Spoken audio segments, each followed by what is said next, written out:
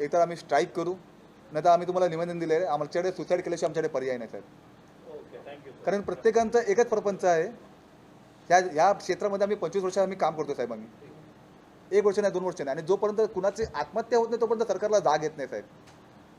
कुणाचा जीव जात नाही, तो बळी जात नाही ना, तोपर्यंत सरकारला जाग येत नाही. चालेल, आत्महत्या करायची. वर्ष झाले आमचे दर वाढलेले नाही आहेत, आणि दर वाढून नसून आमच्यावरती खर्च, अनेक प्रकारचा खर्च डबल तिबल नाही, 10 पटीने जास्त झालेला आहे. 12 वर्षामध्ये आमचे अपग्रेडेशन प्रत्येक वेळी चेंज करत गेलेत. त्यामध्ये आम्हाला प्रत्येक लाख लाख 1.5 लाख रुपये खर्च येत गेला. त्या खर्च तर वाढतच गेला. त्यानंतर 2019मध्ये आमची ऑनलाईन प्रक्रिया सुरू झाली. ऑनलाईन प्रक्रिया सुरू झाल्यानंतर त्यामध्ये कम्प्युटर आला. ऑपरेटर जो असतो तो एकदम उच्च शिक्षित ऑपरेटर पाहिजे. त्यानंतर आमचे पेपर आला, इंटरनेटचा खर्च आला. आमचा जो अपग्रेडेशनमध्ये केल्यानंतर आम्हाला जो मॅग्नेटिक सेन्सर असतो तो 97,000चा मॅग्नेटिक सेन्सर घ्यावा लागला आम्हाला अपग्रेडेशन नंतर. कारण BS4 BS6 गाड्या मॅग्नेटिक शिवाय होत नाही साहेब. काय साधारणतः दर आता ठरवून दिलेला आहे, काय दर चालतो साहेब, पहिली गोष्ट शासनाला किती द्यावं लागतं काय? पहिली गोष्ट म्हणजे शासनाला दर निश्चित करण्याचा अधिकार नाही आहे.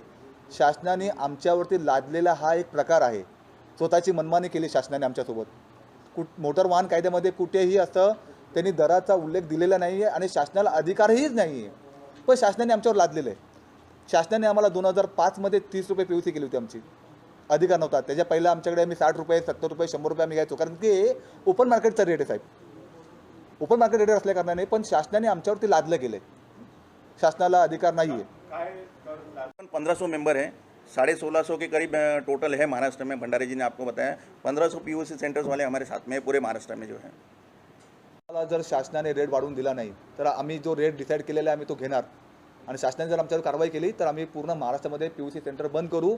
त्याच्यानंतर कुठल्याही वाहनाला PUC भेटणार नाही, तर अननेसेसरी PUC नाही, तर पेट्रोल नाही, PUC नाही तर इन्शुरन्स नाही, आणि PUC नाही तर फिटनेस नाही. मग गाड्या कशा पासिंग होणार? मग एका अर्थाने शासनाच्या निवडणुकीची घटना आहे, गाड्या पासून नाही जर निवडून आलंच नाही तर शासन काय करणार शासन? शासनाला आम्ही सिंपल आम्ही आम्हाला बोललो की सर आम्हाला प्रस्तावित दर ते द्या. शासनाने प्रस्तावित दर पण दिले होते, पण त्या गोष्टीला 2 वर्ष झाले साहेब. प्रस्तावित दर पण शासनाने निश्चित केलेले आहेत, पण देत का नाहीत ते आम्हाला माहिती नाही. शासनाला तुम्ही आमच्या माध्यमातून शासनाला तुम्ही निवेदन द्या की बाबा का तुम्ही असं का करता आणि का तुमचा काय प्रॉब्लेम आहे. आम्ही आमच्या मंत्री महोदयाला पण भेटलो, आम्ही आमच्या परिवहन आयुक्तांना पण भेटलो, पण तेच प्रिन्सिपल सेक्रेटरी आहे. आम्ही आमच्या मुख्यमंत्र्यांना आमच्या मागण्या दिल्या आहेत, आणि सर मी माझ्या पत्रामध्ये नमूद केलेलं आहे स्पष्टपणे, जर आम्ही नाही झालं तर आमच्याकडे आमच्या पर्याय आत्महत्या केल्याशिवाय आमच्याकडे काहीच पर्याय नाही साहेब. तशी वेळ आली आहे. कर्ज वाढत गेले सर. आज नवीन जेव्हा अपग्रेडेशन झालं 2019मध्ये, त्यावेळेस आम्ही मशीन विकत घेतल्या. त्या मशीन आम्ही कर्जावरती विकत घेतल्या. त्यानंतर 2019 नंतर आपला कोविड आला, 2020मध्ये कोविड आलं. आम्हाला घरी बसायला सांगितलं. मुख्यमंत्री साहेबांनी आम्हाला सांगितलं की माझा आपल्या कुटुंब आपली जबाबदारी. ते आम्ही जबाबदारी स्वीकारली, पण आम्हाला भाडं भरावं लागलं, आम्हाला रेंट द्यावा लागला, आम्हाला आमच्या मुलाची सॅलरी द्यावी, मुलाचे पगार द्यावे लागले, त्यांना जेवण द्यावं लागलं. सर्वांना घरी बसून आम्ही जेवण पण दिलं आहे, आणि आम्ही त्याला सॅलरी पण दिली आहे. आणि त्याशिवाय आम्हाला जे वार्षिक देखभाल खर्च जो असतो आमचा AMCचा, त्यामध्ये 1ही रुपयाची सूट देण्यात आलेली नाही. आम्ही निवेदन करून सुद्धा आम्हाला त्यामध्ये 1ही रुपयाची सूट दिली नाही आहे. त्याच्यानंतर पण आम्हाला शासनाने, आम्ही त्यांना 100 वेळा निवेदन दिलं की आम्हाला आर्थिक मदत देण्यात यावी. आर्थिक मदतही शासनाने आम्हाला दिली नाही. पण ऑटो रिक्षावाल्यांना त्यांचे दर वाढवून दिले, त्यांना भत्ता पण दिला, पण आम्हाला सर आमचा आम्हाला गृहीतच धरत नाही आहे. आला की आम्ही निसर्गाला वाचवण्याचं काम करतोय साहेब. आम्ही या सृष्टीला आम्ही निरोगी जीवन देण्याचं काम करतोय, पण आमच्या पदरी काय फक्त निराशा. गेले 12 वर्ष ना, गेले 25 वर्ष झाले आम्हाला निराशाच भेटली आहे. आम्ही हा 12 वर्षाचा रेट नाही आहे, हा 25 वर्षाचा आमचा संघर्ष आहे. आमचा रेट अपेक्षित आहे जे आम्ही समोर लावले साहेब. आमच्या 2 व्हीलरचे आम्हाला कमीत कमी 100 रुपये तरी भेटले पाहिजे, कमीत कमी साहेब. जास्तीत जास्त अपेक्षा तर आमची 100-150 रुपयाची अपेक्षा आहे, पण तेवढे तर सरकार ॲक्सेप्ट करत नाही आहेत. पण आमचे 100 रुपये म्हणजे ते आमची कॉस्टच आहे ती आमची. त्याशिवाय आम्ही काम खाली करू शकत नाही त्या रेटच्या. 2 व्हीलरमध्ये 3 व्हीलरचे 150 रुपये, 4 व्हीलरची पेट्रोलची आमची 250 रुपये, आणि आमची 4 व्हीलर डिझेलची आहे ती आमची 300 रुपये, आणि जे हेवी व्हेकल जे असतात त्याची 400 रुपये अपेक्षा आहे. कारण की त्याला तेवढा आम्हाला वेळ द्यावा लागतो आणि तेवढा आम्हाला त्यांना घासावं लागतं, कारण त्यांच्या बॅटऱ्या जे असतात त्या वेगवेगळ्या प्रकारच्या असतात. त्यानंतर प्रत्येक वेळा मशीनीमध्ये अपग्रेडेशन करत गेले, आणि अपग्रेडेशन करत्या वेळेस प्रत्येक वेळा आम्हाला चेंजेस करावे लागले. चेंजेसचे पैसे आम्हाला लाख रुपये आम्हाला खर्च करावा लागला. आज पण आम्हाला जर समजा BS4 BS6 गाड्या करायच्या असतील तर आम्हाला एक मॅग्नेटिक सेन्सर लावावा लागतो, आणि त्या मॅग्नेटिक सेन्सरची कॉस्ट आहे 97,000 रुपये कॉस्ट आहे. ते आम्हाला घेतल्याशिवाय आम्हाला BS4 आम्ही BS6 आम्ही करू शकत नाही. सर्व्हिसिंग पण करावी लागत असेल. Yes, of course. Maintenance servicing. त्याच्यानंतर आम्हाला फिल्टर आम्हाला खर्च करावा लागतो. एका फिल्टरची किंमत ₹550 तर महिन्यातनं आम्हाला 3 फिल्टर आम्हाला बदली करावे लागतात. त्यामध्ये समजा जर ते मॅग्नेटिकची जर वायर जर तुटली गेली तर आम्हाला पूर्ण ते मॅग्नेटिक सेन्सर आम्हाला बदली करावा लागतो. त्याची कॉस्ट आम्हाला ₹25,000 येते. तर आम्हाला महिन्यामधनं आम्हाला प्रत्येक वेळी खर्चच आहे, पण उत्पन्न शून्य आहे. BS4 BS6 आल्यानंतर आमचा जो जे आमचे उत्पन्न होतं ते अर्धा झालेलं आहे. कारण पहिलं आम्ही 6-6 महिन्यांनी PUC द्यायचो. आता आम्हाला 1 वर्षाची PUC द्यायला लागते. कारण महाराष्ट्रामध्ये पूर्ण इंडियामध्येच बोला BS4 BS6 गाड्या आलेल्या आहेत. तर BS4 BS6चा नॉर्म्स आहे की त्यांना 1 वर्षाची व्हॅलिडिटी दिली.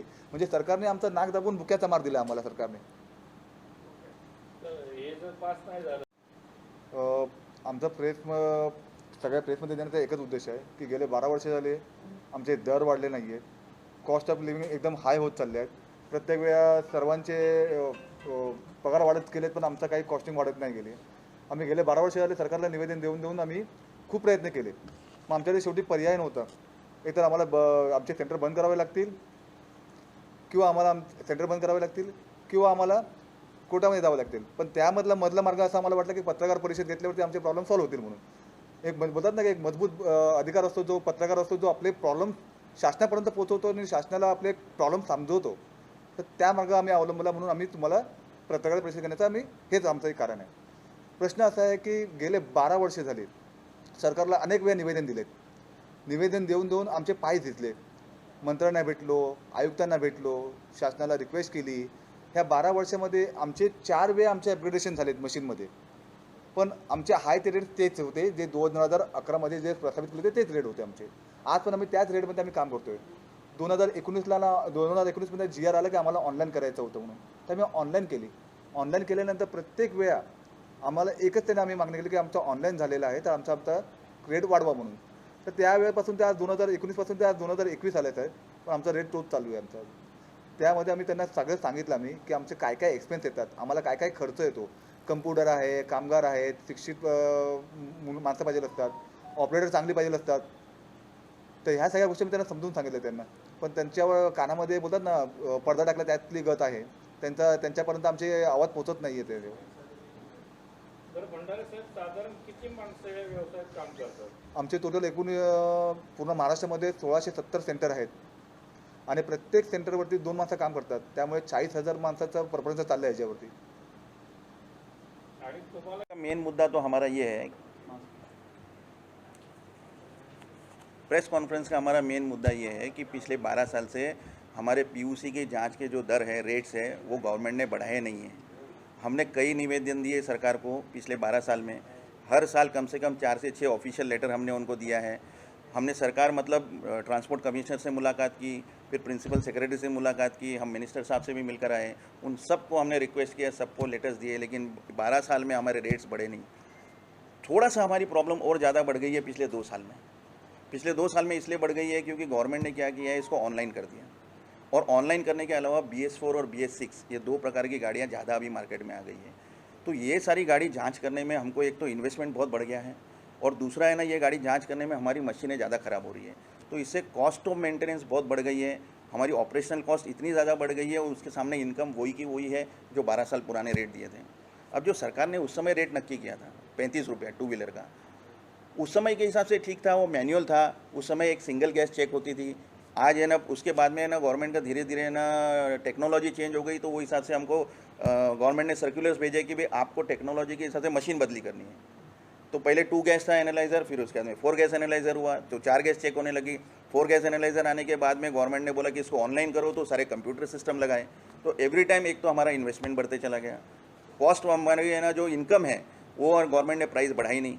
तो उसके केस में मैनेज कैसे कर सकते हैं? आप खुद देखिए, 2011 से लेकर के अभी तक आप कोई भी चीज़ की कॉस्टिंग देख लीजिए, आपको ज़मीन आसमान का फ़र्क मिलेगा.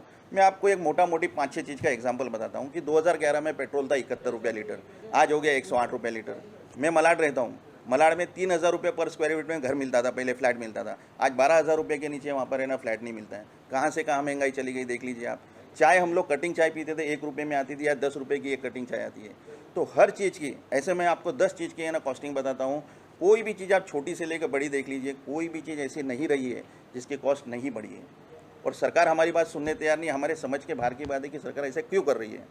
अब मुद्दा ये आ गया यहाँ पर कि कंप्यूटर आने के बाद में आमतौर पे आपने देखा होगा कंप्यूटर्स है ना एसी वगैरह माहौल में ज़्यादा इस्तेमाल होता है, तो उसकी क्या होती है मेंटेनेंस कम होता है, क्योंकि इसमें थोड़ी भी धूल मिट्टी जाती है तो कंप्यूटर ख़राब हो जाता है। हमारे जो पीयूसी सेंटर्स है हमको रोड साइड बैठना पड़ता है, जहाँ पर ओपन में रहते हैं, धूल मिट्टी ज़्यादा आती है तो ये ज़्यादा ख़राब होते हैं। अब एक एक कंप्यूटर का सामान 3000 5000 का आता है, तो हर 2-4 महीने में, हर 3 महीने में, 15 दिन में कुछ ना कुछ सामान ख़राब होते रहता है, उसको ठीक कराओ। उसके अलावा BS4 और BS6 गाड़ी में दिक्कत ये होती है, और सरकार ने एक और काम किया है, अभी पेट्रोल में उन लोग अल्कोहल मिला रहे हैं। तो पेट्रोल और अल्कोहल मिलाने की वजह से क्या होता है कि आप इस गाड़ी के साइलेंसर में देखेंगे, खास करके BS4 और BS6, तो पानी का एक एक ड्रॉपलेट गिरते रहता है। ये क्या होता है, जब हम है ना PUC चेक करते हैं ना, तो ये पानी का ड्रॉपलेट अंदर खींच कर आ जाता है। तो इसके अंदर 3 फिल्टर होते हैं, एक फ़िल्टर 550 रुपये का आता है। तो पहले है ना जब ये BS4 BS6 नहीं था तो ये फ़िल्टर इतने ख़राब नहीं होते थे। अब हर 7-8-10 दिन में ये फ़िल्टर ख़राब हो जाते हैं, तो ये फ़िल्टर बदली करो, तो ये वीकली कॉस्ट हो गई आपकी। इसके अलावा पानी अगर और अंदर सक करके मशीन के अंदर चला गया तो मशीन की एक बेंच होती है, बेंच की कॉस्ट है 95,000 रुपीज़। ये बेंच उड़ जाती है, ये बेंच आती है इटली से, अब ये बेंच बदली करो। आप बताइए, आप 35 रुपया लेके, 90 रुपया लेके, 100 रुपया लेके आप PUC करोगे तो आप ये है ना 1-1 लाख रुपये का सामान कहाँ से बदली करोगे। मैग्नेटिक सेंसर का भंडारी जी ने आपको बताया, मैग्नेटिक सेंसर BS4 BS6 गाड़ी मैग्नेटिक सेंसर के बिना आप चेक नहीं कर सकते। एक मैग्नेटिक सेंसर आता है 97,000 रुपीज़ का। और क्या होता है, मैग्नेट जब है ना बोनेट पे चिपक जाता है, कई बार लड़के ने मान लो खाली ऊपर से वायर खींच लिया तो वो टूट जाता है, अब वो रिपेयर नहीं होता है। तो ये मैग्नेट और ये वायर जो है ना मशीन के अंदर जॉइन होता है वो नया लेना पड़ता है, और वो आता है 25,000 रुपये का।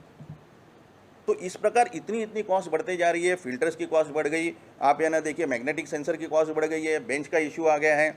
फिर उसके अंदर मान लो और कोई भी ऐसे छोटी छोटी चीज़ों के अंदर इतना सामान चला जाता है हमारा कि है ना इट इज़ वर्चुअली इम्पॉसिबल।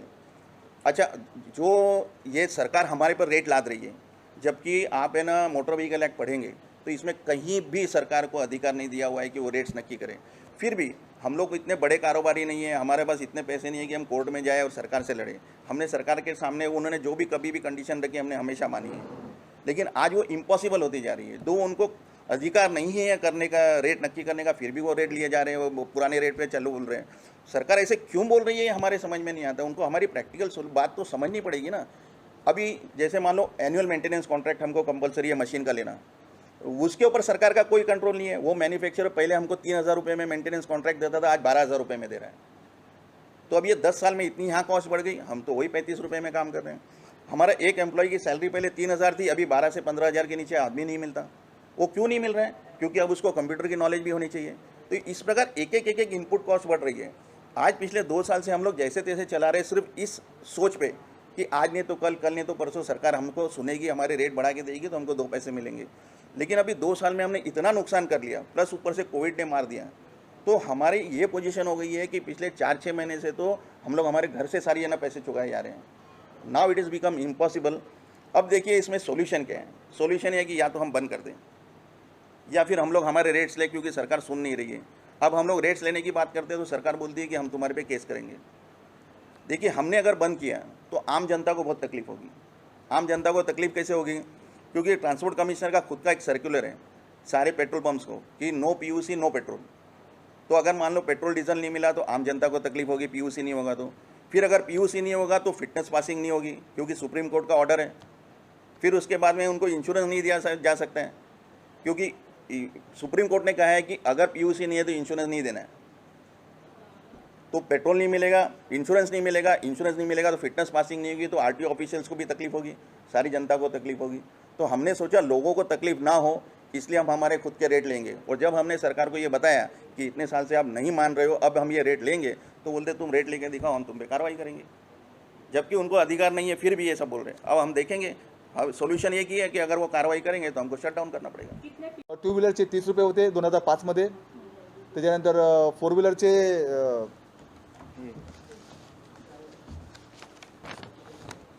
2 व्हीलरचे 30 रुपये होते, पेट्रोल 3 चाकी 60 रुपये होते, पेट्रोल CNG LPGवर चालणारी वाहने 80 रुपये होते, 4 चाकी वाहने, आणि डिझेलवर चालणारी वाहने 100 रुपये होती। आता काय आहे चालू? त्याच्यानंतर 2011 मध्ये सरकारने 5 रुपये रेट वाढवला। 2 चाकी वाहनाचं 35 रुपये केलेत, पेट्रोलवर 3 चाकी वाहनाचं 70 रुपये केलेत, 4 चाकी पेट्रोल वाहनाचे 90 रुपये केलेत, आणि डिझेलवर चालणारे वाहने 110 रुपये केलेत। आता आमची अपेक्षा अशीच आहे की हे अपग्रेडेशन झाल्यानंतर 2019 नंतर आम्हाला कमीत कमी कमीत कमी बोलतो आहे सर मी, म्हणजे एकदम बॉटम जे आम्हाला परवडणार असेल असं आमची अपेक्षा आहे की 100 रुपये आमची अपेक्षा आहे टू व्हीलरची, 150 रुपये आमची 3 व्हीलरची अपेक्षा आहे, 300 रुपये आमची पेट्रोलची अपेक्षा आहे 250 रुपये, आणि 300 रुपये आमची डिझेलची अपेक्षा आहे, आणि हेवी व्हेकलची आम्हाला 400 रुपयाची अपेक्षा आहे सर. त्याच्याखाली आम्ही काम करू शकत नाही. आता एकूण किती PUC धारक आहेत जे सेंटर कोणते पूर्ण महाराष्ट्रामध्ये 1667 PUC सेंटर आहेत. या मागणी संदर्भात आपण शासन दरबारी कशा प्रकारे काय करतो? आम्ही 100 वेळा नाही, आम्ही 1000 वेळा शासन दरबारी आम्ही पत्र दिलेले आहेत. पूर्ण पत्रव्यवहार आमच्याकडे आहेत. शासनाने फक्त आम्हाला अपेक्षेशिवाय आणि आश्वासनशिवाय आम्हाला शासनाने काही दिलंच नाही आहे साहेब. तुम्ही म्हणता शासना अधिकारच नाही आहे, मग शासनाने कशी मागणी करता? साहेब मी शासनाला 100 वेळा विचारलं की साहेब तुम्ही कुठल्या कलमांतर्गत आमच्यावरती हे तुम्ही लादलाय तुम्ही ते तरी सांगा आम्हाला, त्याचे आम्हाला पारिपत्रक द्या. मी RTI टाकलेलं आहे. RTIमधनं पण शासनाने मला माहिती दिली नाही आहे.